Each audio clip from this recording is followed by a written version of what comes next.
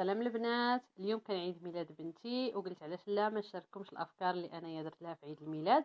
دوزو تشوفوا معايا. اول حاجه صايبت غناخذ باصل بحال هادو اللي كنديروهم لعيد الميلاد، غيكونوا البلاستيك ولا دغيا كيتهرس، وغادي نزوقهم بهذا الورق اللي كنديروه للهدايا. غناخذ العبار على الطبسيل اللي غادي نستعمل.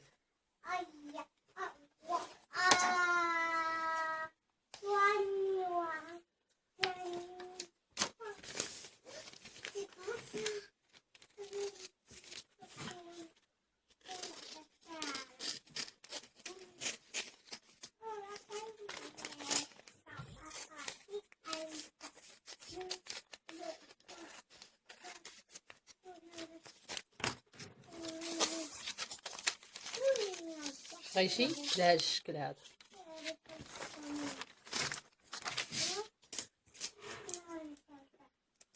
لان هاد الطباصل اللي كيكونوا بيضين هكا كيكونوا رخص من الاخرين. غناخذ سكوتش غندير لها على هذا الشكل هذا، نطويها حتى هنا،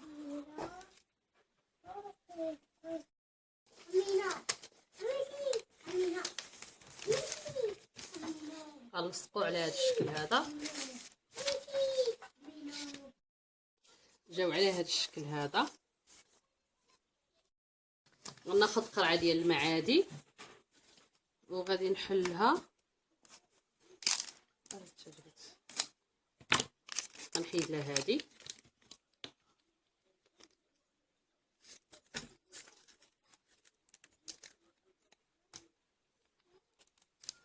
وغناخذ عليها العبار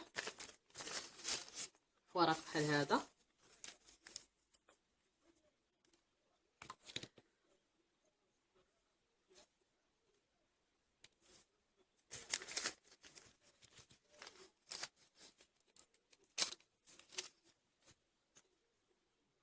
غناخذ القرعه ديال الماء في هذه البلاصه اللي فيها اللصقه، ثم غادا نلصق بلا ما نحتاج ندير شي لصقه اخرى.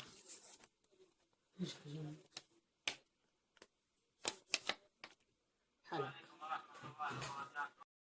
انا غناخذ التمر، غادي ندير واحد الزيف فيه شويه تاع مزهر،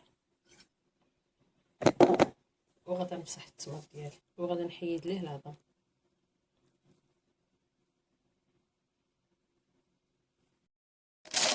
غناخذ شويه ديال الكوك الجهد اللي غادا نعمر به هذاك التمر اللي عندي.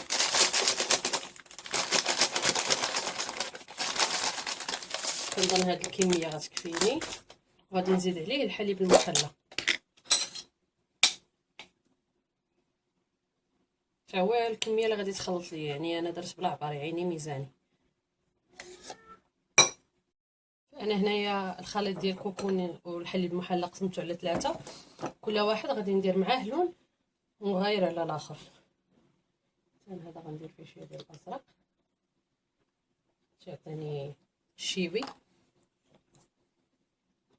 هذا غادي ندير فيه شويه الاصفر،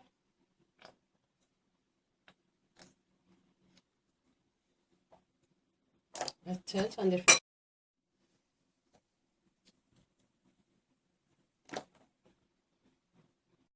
الالوان يخرجوا بحال هكا. انا دابا غادي ندير منهم حرابل اللي غادي نقدر نعمر بهم التمر.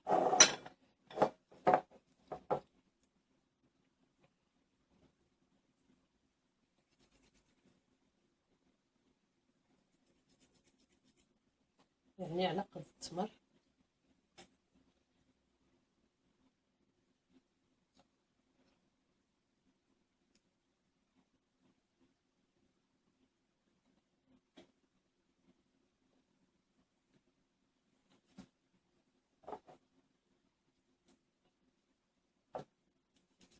انا غادي ندير الحرابل هما الاولين، انا خديت غير القياس ومن بعد عاد ندوز نعمر. ندير مثلا ديال الاصفر هو الاول ونعمر به التمر، عاد ندوز ديال الاحمر، عاد ندوز ديال الازرق باش ما حيت الكولورون كيشد في اليدين. شوف صبعي كيشد فيه.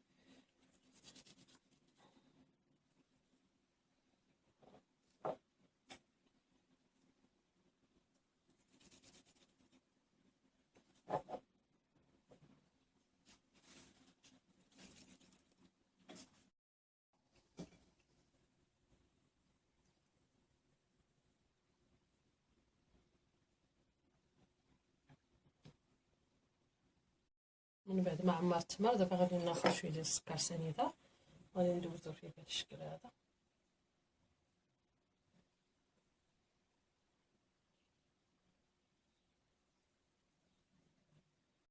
هكا غيكون التمر ديالي.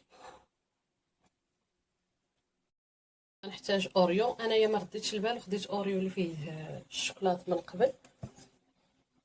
غناخذ شويه تاع الشوكولاط ابيض بحال هذا، وعندي منونات فيرميسيل ديال الشوكولا.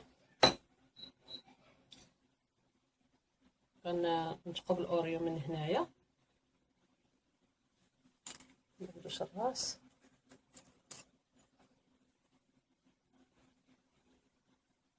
فهم لي اوريو كلهم غادي نحلهم من هنايا، نتقبهم من الداخل.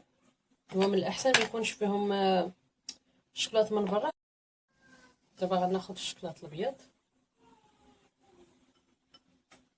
بحال هكا باش غادي نثبت هكا. ودابا غادي ندوزو في الشوكولاط الابيض.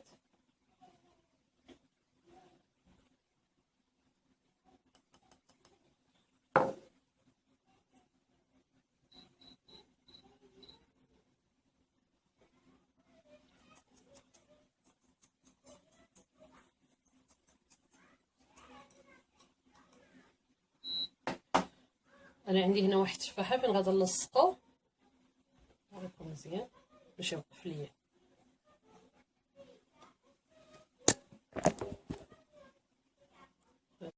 بعد ما كملتهم كاملين غادي ندخلهم الثلاجه باش يشدوا راسهم. بالنسبه لهاد لي كيك غادي نخلي لكم الرابط في صندوق الوصف. بالنسبه للجينواز غادي نحتاج 12 بيضه، 400 غرام ديال الدقيق الابيض، و400 غرام ديال السكر سنيده. تنشرب بحال هادي. انايا غادا ندير حمام مريم. فانا خديت البيض درته هنايا 12 بيضه، من بعد غادي ندوزهم نحطهم هكا بهذا الشكل هذا، وغادا نبقى نخلطهم. غنبقى نخلطهم حتى نحس بهم يسخنوا، يعني خصهم يوصلوا 50 درجه. شنو هي 50 درجه؟ هي منين نخشي صبعي نحس بالسخونيه ولكن ما نتحركش، ولكن عاد غادي نطلعوهم من بعد.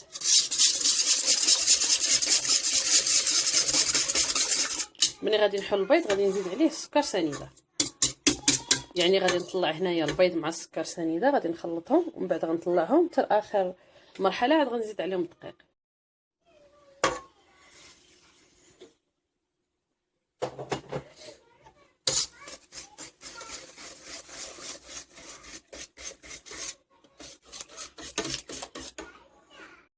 درجه 50، يعني انني كنخشي صبعي وكنبقى حاطاه ما كنتحركش. صافي دابا غادي نحيدها، غادي ندوز نطلعها، ندوز نطلعها بشكل العادي.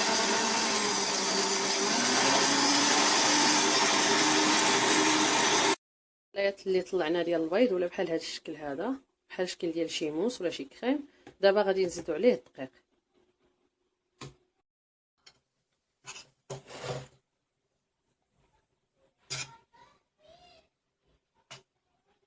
غنزيد الدقيق شويه بشويه، ونخدم من برا لداخل، من برا لداخل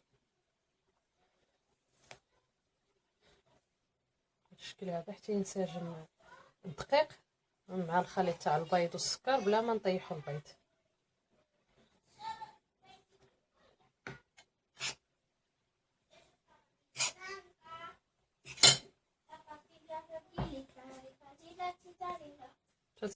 هذا هو الخليط من بعد ما زدت عليه الدقيق. دابا غادي نديروه فواحد اللاطه اللي غادي يدخل الفرن. غادي نخويه بشويه بشويه، لان انا ما غاديش نديرو في هذه وحده كبيره، غادي نديرو على جوج ديال المراحل. غندير وحده هذه وهذه،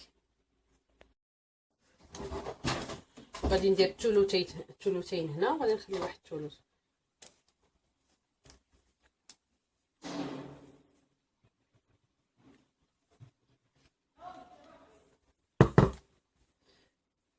فانا هاد اللاطه هذه من التحت درت ليها الورق الغذائي اللي كيدخل الفرن او ورق الزبده، ومن الجناب درت ليها شويه ديال الدقيق والزبده.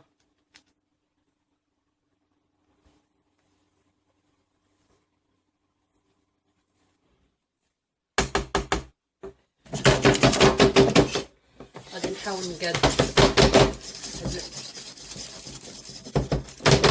الخليط باش يجي قاد جميع الجوانب. دابا غادي ندخل هذا ديال الجينواز، غادي ندخلها للفرن على درجه حراره ديال 200 لمده 15 دقيقه. هذه هي الجينواز من بعد يلا خرجتها من الفران. دابا غادي نخليها تبرد. قسمتها على جوج، كانت كبيره. غناخذ شونتيي او كريمه الخق، غنزيد عليها واحد شويه ديال الملون باش يعطيني لون وردي.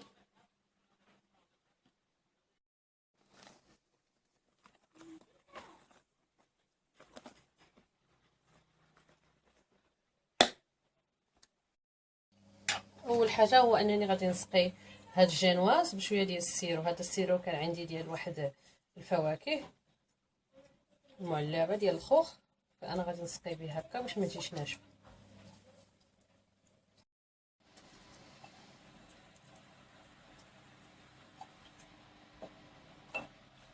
ودابا غادي ندير ليه شويه تاع المربى ديال التوت او الفريز.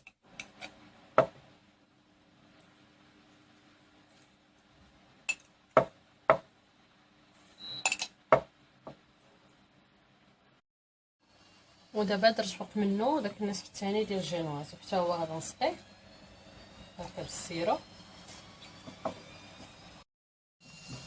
ودابا غنغطيها كلها بالكريمه.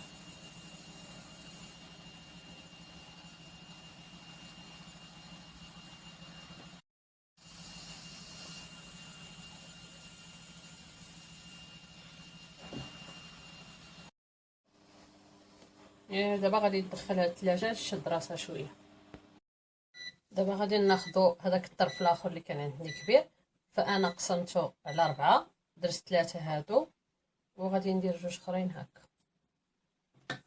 يعني الفكره بحال هكا غتكون.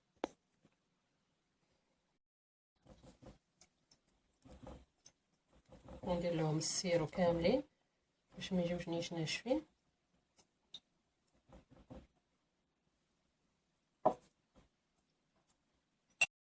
بالشكل تا هما في الوسط غادي ندير لهم شويه ديال المربى.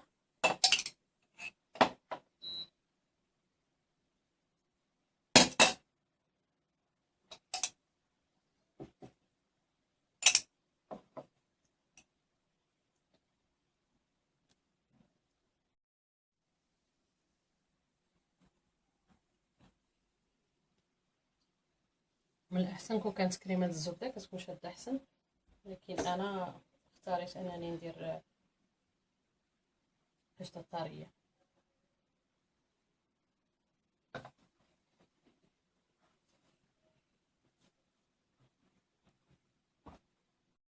ناخذ بحال هاد لي كورنيت اللي كنديروا فيهم الكلاص،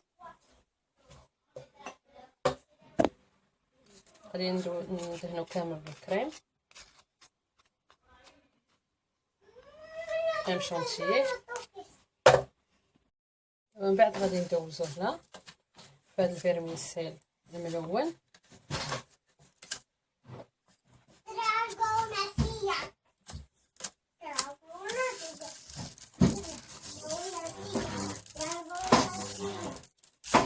خصو يجي على هاد الشكل هذا. ناخذ باسطه بحال هادي غادي ندير بها الباب وغادي ندير بها النوافذ.